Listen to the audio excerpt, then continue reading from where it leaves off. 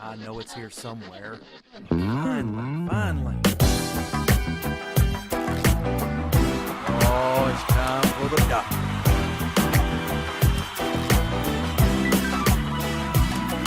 You're listening to Dr. Bill, the computer curmudgeon. Take it away, Doctor.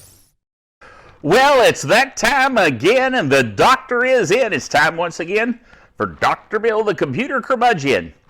And on the show today, we're going to lean into the curmudgeon aspect of the show. My phone is going ding, and it's just irritating me, so I'm going to cut off the noise, the sound from distracting me. It can vibrate all it wants to, because I won't be paying attention. At any rate, I'm frustrated because of two major things. One, the topic I'm going to be talking about today, which is frustrating, and two, the fact that I just did this show. I just didn't have the microphone plugged in.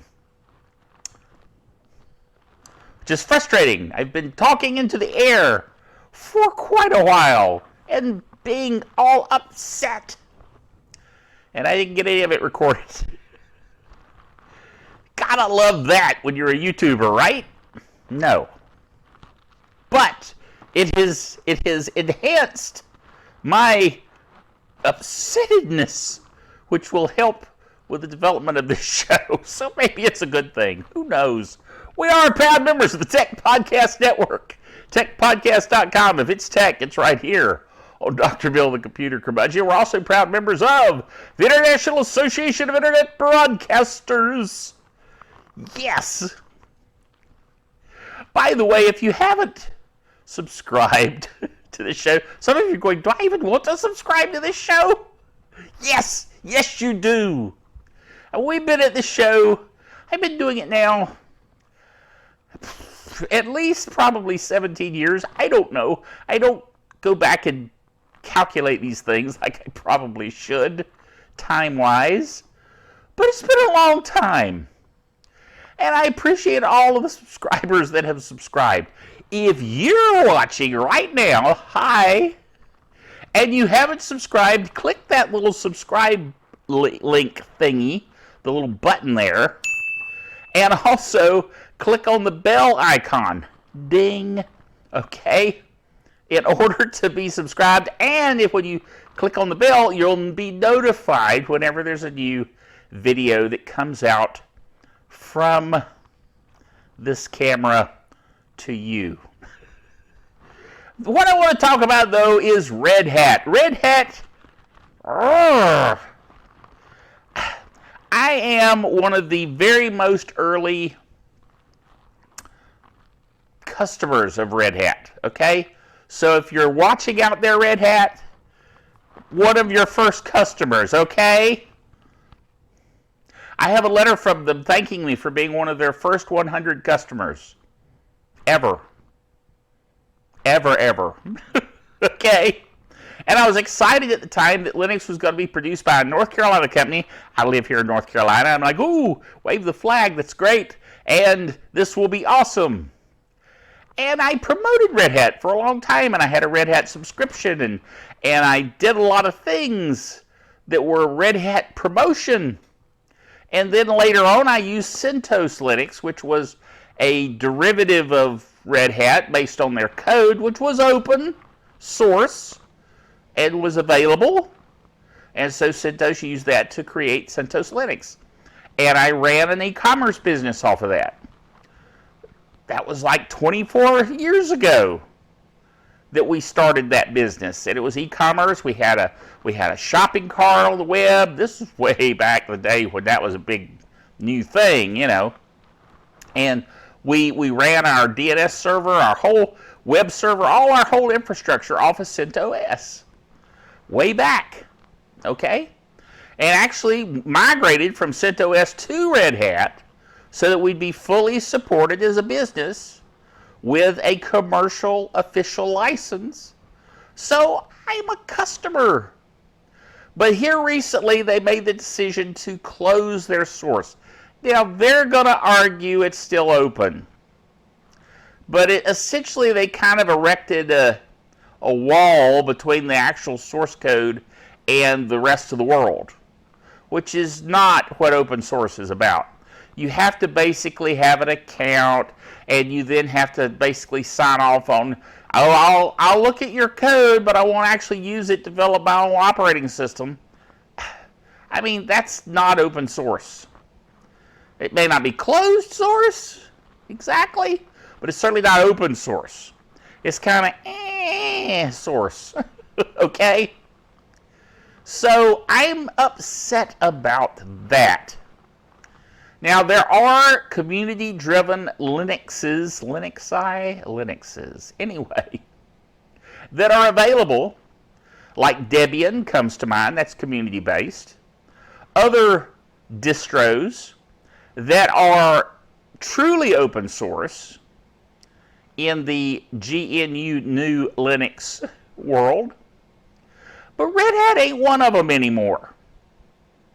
Now, one could argue that Ubuntu is really not fully community-driven because they are based on the company Canonical, okay? And they decide what goes into their version of Linux. But they're a little bit more open than Red Hat now is. So you want to get into a discussion of Linuxi, which is a word I just apparently coined in this episode, then I would argue that they're more open than Red Hat now is. Okay? But that's maybe just my frustration talking. The point is, my servers here are not Red Hat servers any longer. They're not CentOS servers any longer. They're Ubuntu servers. Okay? And the client that I use, for the most part, is Linux Lite, L-I-T-E, Linux Lite. As you may have seen in the relatively recent episode of this show when I talked about my virtual world on Proxmox and the fact that I was running Linux Lite there. Okay? But at any rate, I'm just not happy about this whole thing of Red Hat closing things off. Hear me, Red Hat? As one of your first 100 customers, I'm not happy. And I'm sure you care very deeply about that. Right. But, I'm not the only one. A lot of people in the open source community are miffed about that. And I think Red Hat is damaging their reputation by doing so. And now they've doubled down on it. They're writing articles about, oh, you know, we put all this work into it, and we created this code, and you guys are just freeloaders. What? Open source, dude. Anyway. So I will continue to represent for open source. Wave the flag. Okay. But I'm not going to sit by and just take it with what Red Hat's doing. Okay? So, phooey on you. It's about as frustrated as I get is phooey on you. Red Hat. And in the meantime, I will promote other forms of Linux, which I'm already doing. Have for years. Haven't used Red Hat in a long time, or CentOS for a long time. I use Ubuntu, like I said, on servers, and Linux Lite on clients. So, maybe not that many changes in that regard. But this is why. All the more reason. Okay? So, I know that you come to this channel for all the hints and tips and demos and discussions of other things. Aptera, you know, talking about what's going on with the Aptera projects and all that. It's the reason you come to the channel.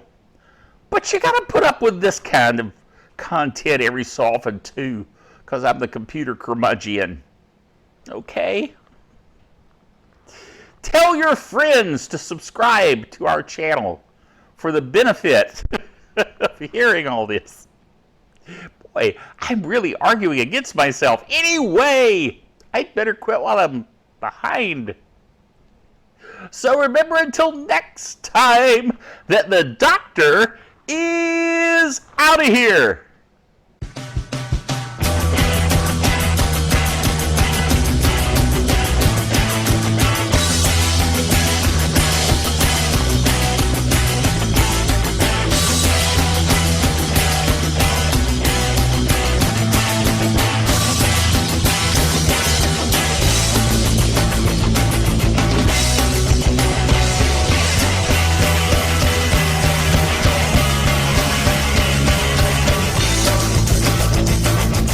Dr. Bill, the Computer Curmudgeon, is a production of drbillbailey.net with all the honors, rights, and privileges thereunto appertaining. If you're watching us on YouTube, be sure to subscribe to our channel and ding the bell to be notified of future videos.